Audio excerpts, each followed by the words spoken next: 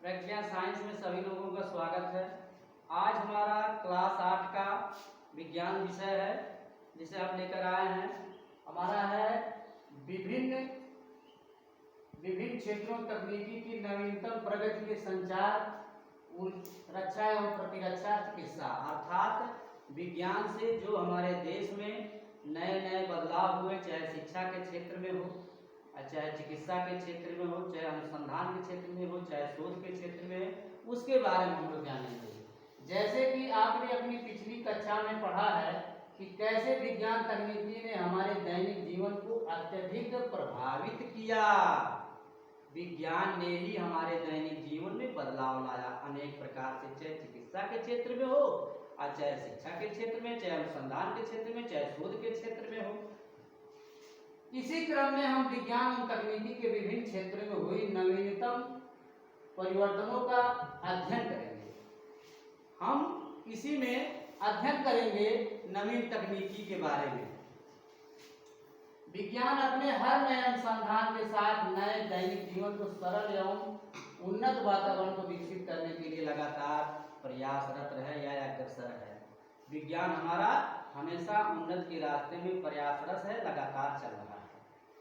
विज्ञान एक तकनीकी के नित्य नए वैज्ञानिक शोध से संचार, शिक्षा, आंतरिक चिकित्सा, कृषि, परिवहन, उद्योग, ऊर्जा आदि क्षेत्रों के विभिन्न विस्तार एवं विकास हुए हैं। चाहे उद्योग में हो, चाहे परिवहन में हो, चाहे शिक्षा में, चाहे चिकित्सा में, चाहे अनुसंधान में हो, विज्ञान ने ही जो है ये सब सुधार लाया है। दैनिक जीवन में इसकी बहुत उपयोगिता है।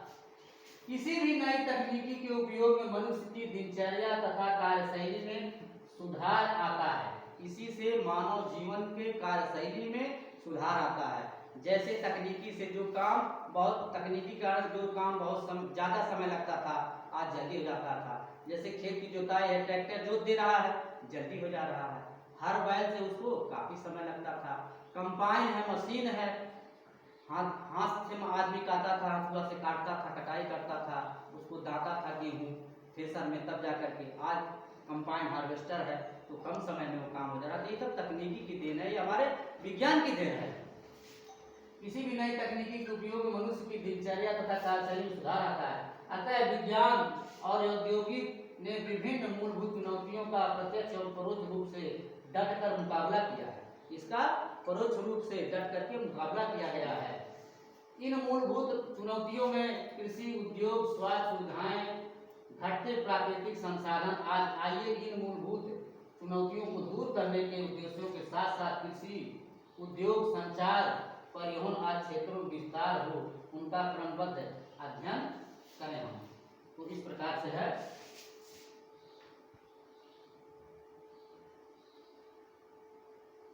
इसमें संचार के क्षेत्र हैं। संचार के कई क्षेत्र हैं, जैसे टेलीविजन है, मोबाइल है, कंप्यूटर है, इलेक्ट्रॉनिक डाक सेवा है, इंटरनेट है। प्रयोग जनसंचार क्षेत्र में क्रांति के रूप में कंप्यूटर के आविष्कार के बाद